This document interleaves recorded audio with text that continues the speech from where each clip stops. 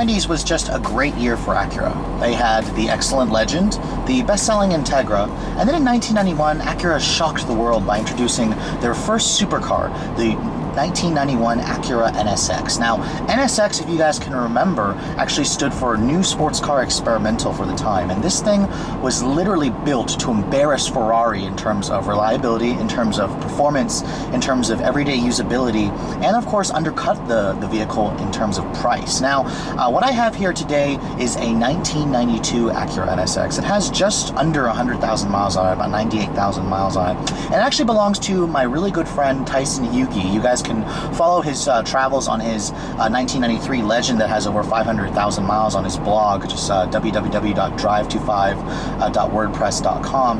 And that's actually what made him another one of my colleagues for journalists out here. He actually also has a 2013 ILX that has just under 90,000 miles on it that he's been driving around. But this is basically his prized possession, his baby.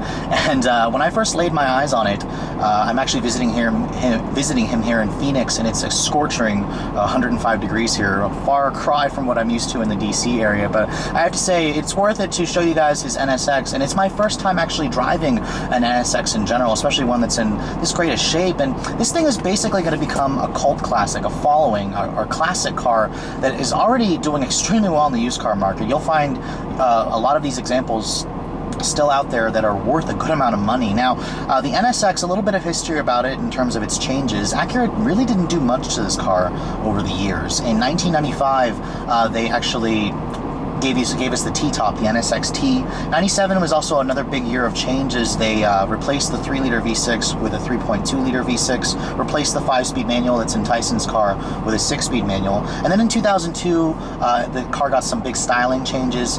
You got the exposed headlights as opposed to the pop-ups that are on this model with the xenon projectors. I prefer those. This particular one that Tyson has actually has the updated wheels from the 02 to 05 NSX. These are the 17-inch wheels. They look great on the car, especially matched with the pop-up headlights. You can see in terms of the design of this car, it's still a really classic looking car. It still looks good today. It still reminds people of a Ferrari or a Corvette. The overall length of this car is about 174 inches long. It's about the size, a little bit shorter than most compact cars, but in terms of width, it's not as wide as today's sports cars, about 72 inches wide. But you can see at the back, I just love the design of this car. It's classic, dual exhaust outlet, that integrated rear spoiler. Of course, don't expect to find modern conveniences like LED taillights, LED daytime running lights. You're not going to find that on this car, which is okay with me because it still looks great today. And what makes this car look so great still is the fact that it's a mid-engine sports car. You can see the engine is actually mounted in the middle of the car right behind the driver, so you get an auroral pleasure when you're pushing that engine. It's just basically right behind you. It still sounds great today.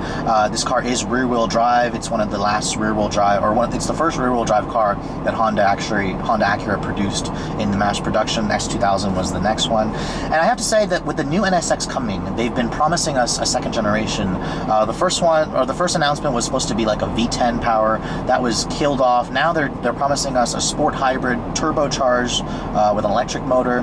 That's supposed to be scheduled to be released before 2015. And I probably expect Acura to show us a full production version either in LA this year or in Detroit next year. So we'll have to wait and see. Until then, I'm really loving this classic 1992, and I can't wait to show you guys what it's like to drive. But for now, let's take a look at what's going on the inside of the car. Stepping inside the cabin of the Acura NSX, it's basically like getting into a time machine. And what's funny is you guys can basically get into the last model year of production for this car in 05, and it'll pretty much look like this. Now, this 1992 example has held up extremely well over the last 22 years. You can see it's basically just the red on black interior, right down to the fact that the leather is actually in pretty good shape. Now, stepping inside the NSX is somewhat of a challenging ordeal because it's very low to the ground, and your headroom is not very good. So even I'm only 5'7", I still had to duck my head to just get into this car in general. Now, here's the key for the vehicle. Don't expect to find any other technology in it besides just the key. I like how it actually says NSX on the key, just to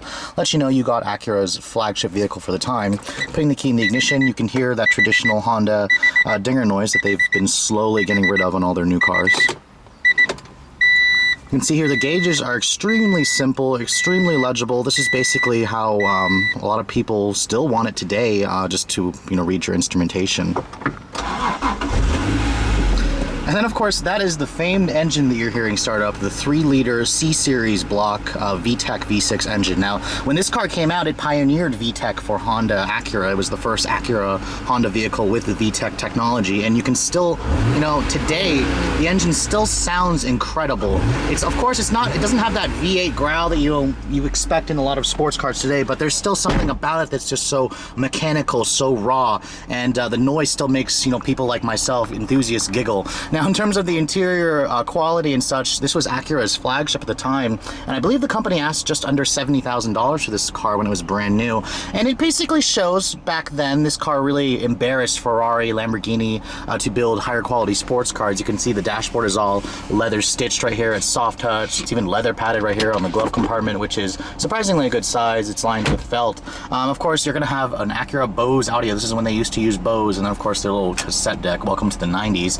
You did get automatic climate control, which this one actually still works. The air conditioning still works. Very important for this hot climate here in Phoenix. Now, looking at the door panels, they are also soft touch, leather stitched as well. Basically, the entire door panel is leather. You have automatic down window for the driver only, but not automatic up. Now, in terms of the steering wheel, this is where I really noticed a lot of new cars today have really improved on. Now, the steering wheel itself is very, very thin. Cars today have such fat bolstering extensions, although back then this actually did have a slight bolstering extension, so it does feel good in your hands. However, you know, today we're so spoiled by the fat, thick rimmed wheels, and you can see here, this car doesn't even have the stylized A logo on the steering wheel. This is when Acura was just using, or just putting Acura on there. The car's only Acura badges on the front.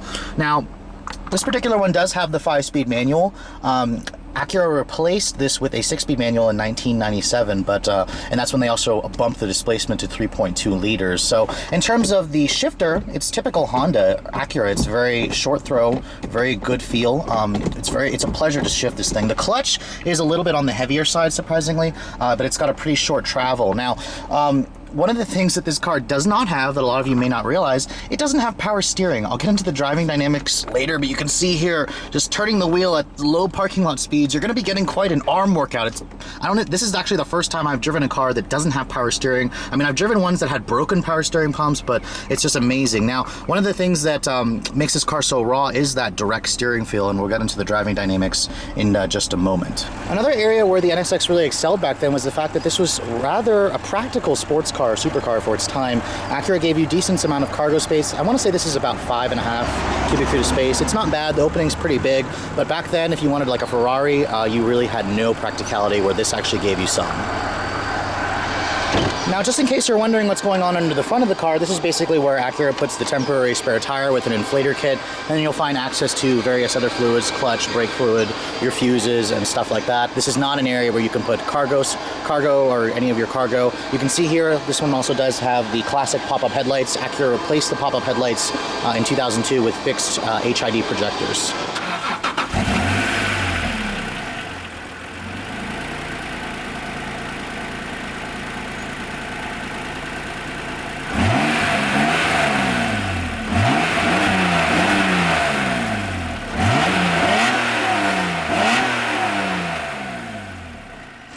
Checking out the engine bay of the Acura NSX, this is another reason why what made this car so famous. It's a mid-mounted 3-liter C-Series 90-degree V6. The numbers are quite impressive at 270 ponies and about 210 pound-feet of torque. That was impressive back then.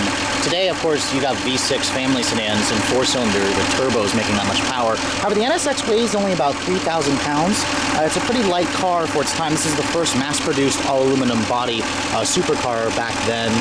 Fuel economy, surprisingly, was rated at 1924, re-rated with the new ratings at 1722. Of course, you need to put premium gas in this baby, and rear-wheel drive is the only drivetrain in this thing, and with that 5-speed manual, let's take a look and see how it all works together.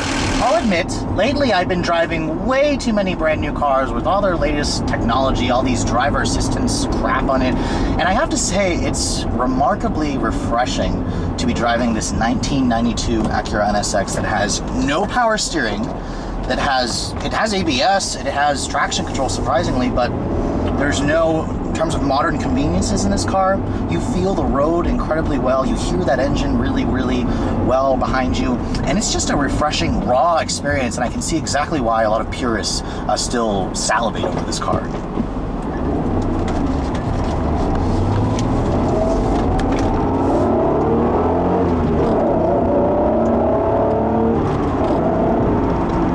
when this NSX came out, Honda pioneered VTEC technology, and this was the first production Honda vehicle with VTEC. And I have to say, for only 270 ponies from a 3-liter V6, this thing is still quite potent.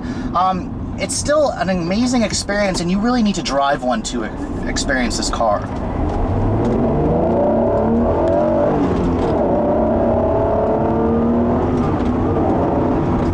Expect a 0 to 60 time of around 5.2 seconds. I know that the larger 3.2 V6 will do it in under 5 seconds, around 4.8. But I have to say, it's the sound, the auroral feeling of this car. In terms of all-out brute force performance, it's not really there. You could buy, you know, lots of new sports cars today that will outrun this car easily. But in terms of the handling, the feel, the way this thing goes down the road, I mean, just check out the visibility in this thing. I basically can see the front of the car so well. I don't have any blind spots really, and it's just an incredible raw feeling that I haven't experienced in a long time in today's modern cars.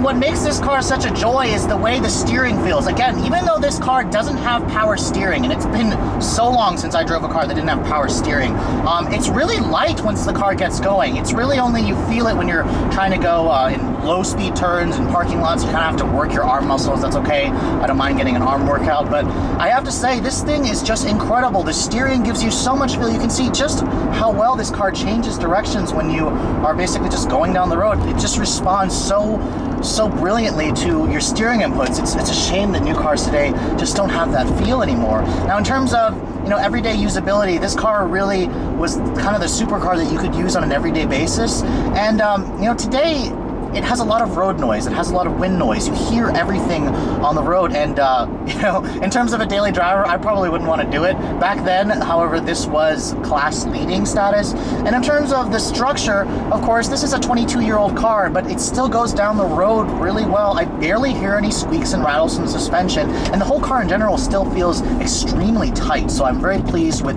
the build quality of this car. It really lives up to Acura Honda's status. And see, this is when you're really gonna feel it making a U-turn. You really have to fight with the wheel to get it to go around, but it will. And when you do, just that noise, that visceral VTEC rush of that 3-liter V6. This is heaven for me. That auroral feeling that I'm getting from that V6 is right behind me. This car really, what it could use is an exhaust. Tyson actually has just the stock exhaust on this car, but I really want to hear it open up. I really want to hear more of that VTEC rush. And I'm actually not going to push the car too hard because you really aren't supposed to do that with an older car, but this car will still run up to its 8,000 RPM Redline. I'm just not going to do it because it's not my car.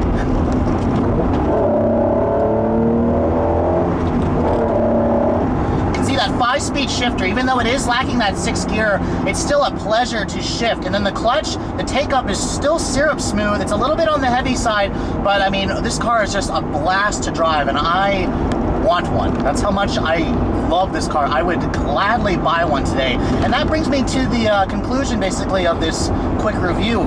If you want to buy one of these cars, they have pretty much not depreciated over the years. For example, I was looking online and I found a 1992 NSX that has a remarkable 2,200 miles on it. It's all the way in Minnesota. And the dealership is still asking $83,000 for it. Back in '92, this car wasn't even $80,000. It was like just under $70,000. Now, you can find some that have over 100,000 miles on it that are around $30,000. But I mean, in terms of depreciation, this thing really doesn't depreciate. If you guys want an NSX with the fixed headlights, an 02 and up, that's what I want.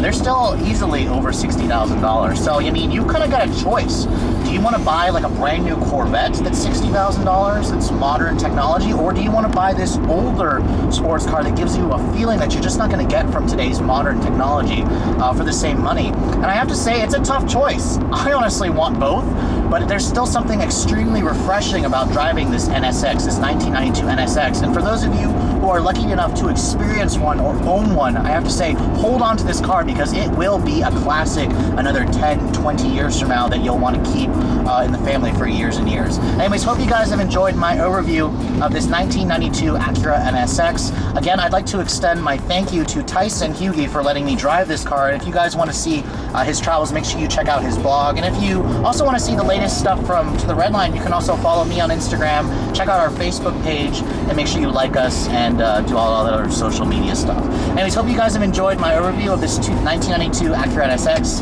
Thanks so much for watching, guys. I'll catch you all in the next review.